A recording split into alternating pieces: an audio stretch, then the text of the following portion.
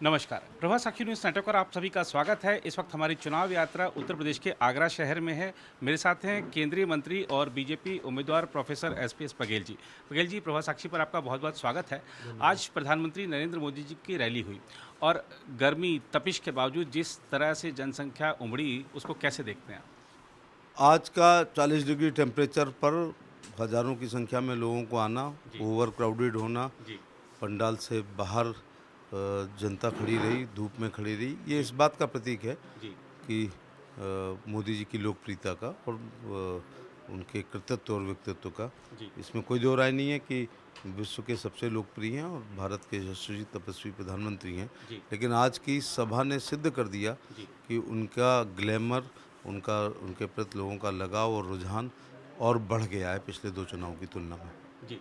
आज ही राष्ट्रीय पिछड़ा आयोग की एक रिपोर्ट आई है जिसमें कहा गया है कि कर्नाटक की कांग्रेस सरकार ने जो ओबीसी का रिजर्वेशन है उसमें मुस्लिमों जो सवर्ण हैं उनको भी उसका लाभ दे रहे हैं। तो इस पर क्या प्रतिक्रिया आपकी, क्योंकि कांग्रेस बार-बार ओबीसी की बात करती है? प्रधानमंत्री जी ने आज देश के लिए बहुत बड़े संकेत यहीं से आगरा की रैली से दिए गए हैं, जी, जिसमें उन्होंने खुद कहा है कि ओवरनाइट जी, सवर्ण मुसलमानों को एक ठप्पा मार के बैकवर्ड का सर्टिफिकेट देके जी, ओबीसी का जो मंडल कमीशन का 27% आरक्षण है, जी, उसमें धार्मिक अल्पसंख्यकों को जी, बैकवर्ड बनाकर देने का प्रयास है। यूपी के संदर्भ में उन्होंने कहा है जी, कि यदि ऐसा यहाँ हो जाएगा जी, तो यादव, जाट, गुर्जर, कुर्मी, कुशवाहा, शाक्य, मौर्य, सैनी, पाल, दर्जी, भुर्जी, तेली, तमोली, कढ़ेरे, ठठेरे, जी, नुनहेरे, प्रजापति, विश्वकर्मा, जी, इन सब का आरक्षण छिन जाएगा। तो उन्होंने फिर हाथ उठवा के पूछवाया कि क्या आप ऐसा होने देंगे? जी, तो आगरा फतेहपुर की जनता ने इसका पूरा विरोध किया कि हम ऐसा हरगिज़ नहीं होने देंगे। लास्ट में मोदी जी ने यहाँ तक कहा है कि जब तक मोदी ज़िंदा है, जी, तब तक इस बैकवर्ड का, ओबीसी का, इस प्रकार का आरक्षण की कटौती किसी भी कीमत पे वो होने नहीं देंगे। होने से पहले उनको मोदी से लड़ना पड़ेगा। जी। और आप लोगों ने विकसित भारत का संकल्प दिया देश को। उसके ठीक बाद से कांग्रेस ने एक अभियान चलाया कि अगर बीजेपी दोबारा आई तो संविधान को खतरा हो जाएगा, संविधान को खत्म कर दिया जाएगा, बदल दिया जाएगा। आप लॉ मिनिस्टर रहे हैं, हम आपसे जानना चाहते हैं कि आप देश को बताएं कि क्या संविधान को कोई खत्म कर सकता है, बदल सकता है? संविधान का जो भी संशोधन भी होता है, जी, वो सकारात्मक ही होते हैं। जी, वो सब पार्लियामेंट से होते हैं, जी, जिसमें 2/3 बहुमत की आवश्यकता होती है। जी, तो संविधान, ये एक अजीब सी बात है जो कोई नहीं कर सकता, वो जी, आरोप लग रहे जी, हैं। लेकिन कांग्रेस के मुंह से कम वो कुछ भी आरोप लगाएं, जी, कृपया वो लोकतंत्र, डेमोक्रेसी, जमहूरियत और संविधान की संरक्षा की बात तो उनके मुंह से इसलिए नहीं अच्छी लगेंगी जी, कि 25 जून 1975 को जी, आपातकाल लगा करके संपूर्ण विपक्ष को जेल भेज दिया, डीआईआर लगा दी, मीसा लगा दी जी, और जेपी को तक को बंद कर दिया।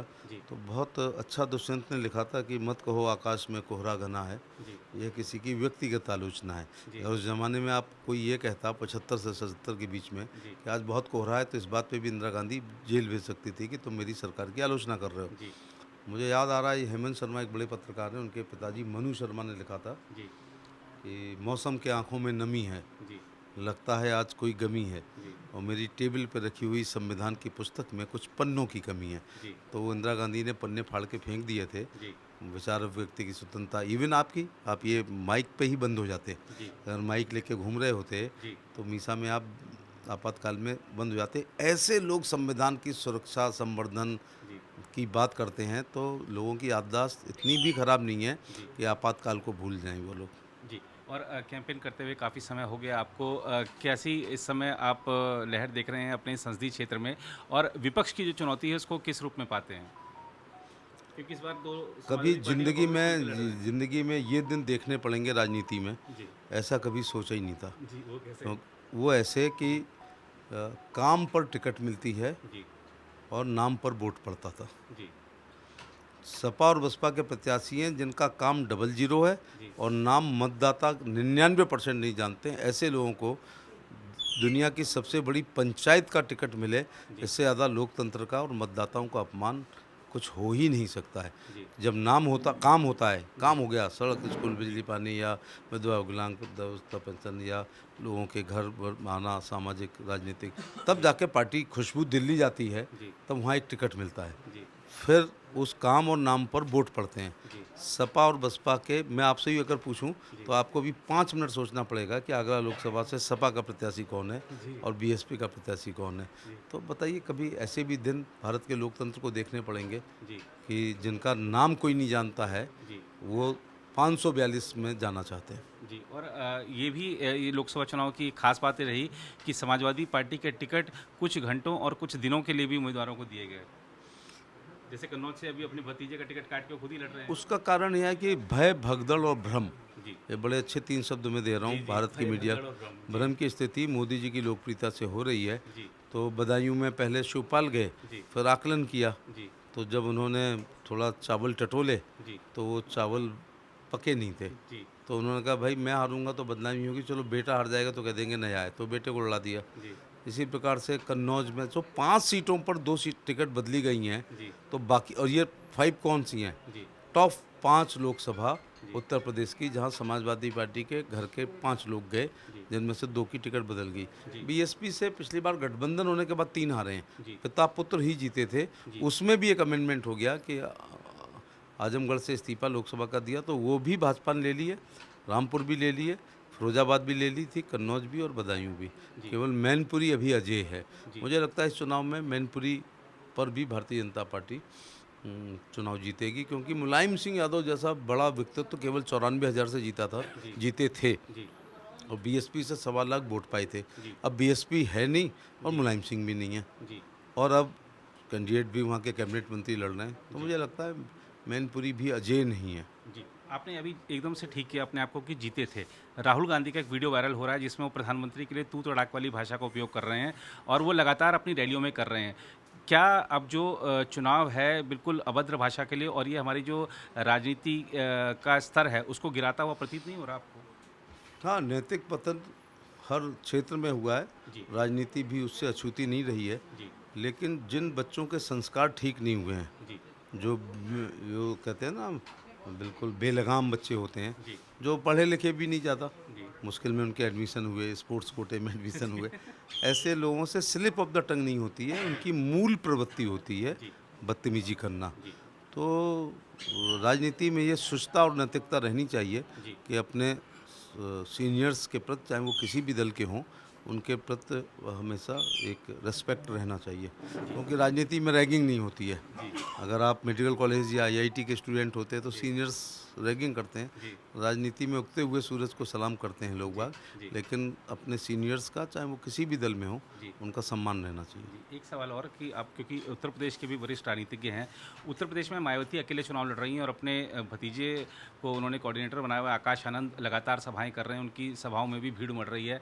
क्या बसपा फिर से खड़ी हो रही है, ऐसा देखते हैं आप? नहीं नहीं, बिल्कुल भी नहीं। जी। जब बीएसपी का एक एमएलए इस राज्य में हो, जी। उसके बारे में भी कहा जाता है उमाशंकर सिंह जी, अपनी खुद की योग्यता बहुत है उनके अंदर, जी।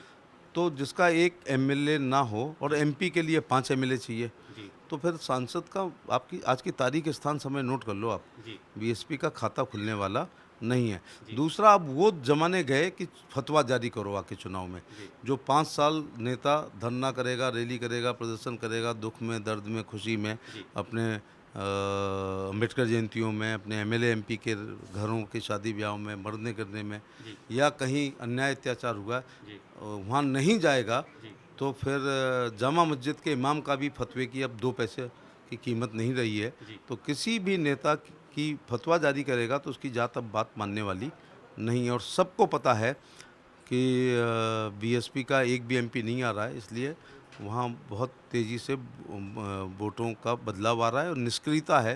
जी। और भतीजा हो या खुद हो, जी। अगर 5 साल में केवल चुनाव में दिखाई पड़ेंगे, जी। नहीं। अब जनता मुंह खाता है तो आंखें झुक रही हैं। जी। उन्हीं का समाज सर्वाधिक कल्याणकारी योजनाओं का लाभार्थी है, जी। तो लोग कहते हैं जी। कि हम मुंह खा रहे हैं तो हमारी आंख झुकेगी, जी। गैस के सिलेंडर से खाना बन रहा है, आयुष्मान से इलाज हो रहा है, किसान जी। सम्मान निधि पा रहे हैं, जी। विधवा विकलांग वृद्धावस्था पेंशन पा रहे हैं, जी। और आवास पा रहे हैं, शौचालय पा रहे हैं, जी। और लोन लेने के तो बहुत कुछ लोग माहिर होते हैं, तो सरकार की योजनाओं का, तो वो मुद्रा योजना भी ले रहे हैं, वो स्वनिधि भी ले रहे हैं। जी। इतना सब करने के बाद अगर वो कोई भी व्यक्ति खानदानी है, जी। तो वो कृतज्ञता मोदी जी के लिए ज़रूर ज्ञापित करेगा। और दूसरा, उनकी भी बहू बेटी जी। योगी जी के कार्यकाल में पूरी तरह सुरक्षित हैं। जी मैंने आज भाषण कहा है, वो उसमें कदापि मैं कभी सब मेरा स्वभाव जानते हैं कि मैं तारीफ़ करने में बहुत कंजूस हूँ, जी लेकिन मैंने जो एक दिन 3:30 बजे माँ बेटी को जेवर से लदा हुआ गुरुद्वारा गुरु के ताल पे मधुश्री मैरिज होम से लौटते हुए देखा, जी तो ये दृश्य तो यूपी में नहीं दिखता है। जी ये परसों ही नरसों की बात है, इंपीरियल होटल के सामने 2 लड़कियां जा रही थी, जी तो पूछा तो कॉफ़ी पी के आ रही थी। जी तो चूंकि कॉफ़ी शॉप रात भर खुलती है, जी 5 स्टार होटल, जी अब कल्पना करो अखिलेश की सरकार होती तो जी कॉफ़ी पीने जा सकती थी। जी वो माँ बेटी जेवर से लद के शादियों में गए हैं सब लोग, जी लेकिन अकेले नहीं आ पाए हैं, जी बाइक पे नहीं, आप कोई भी टक्कर मार देता। जी तो ये योगी आदित्यनाथ का कार्यकाल कानून व्यवस्था का स्वर्ण युग है।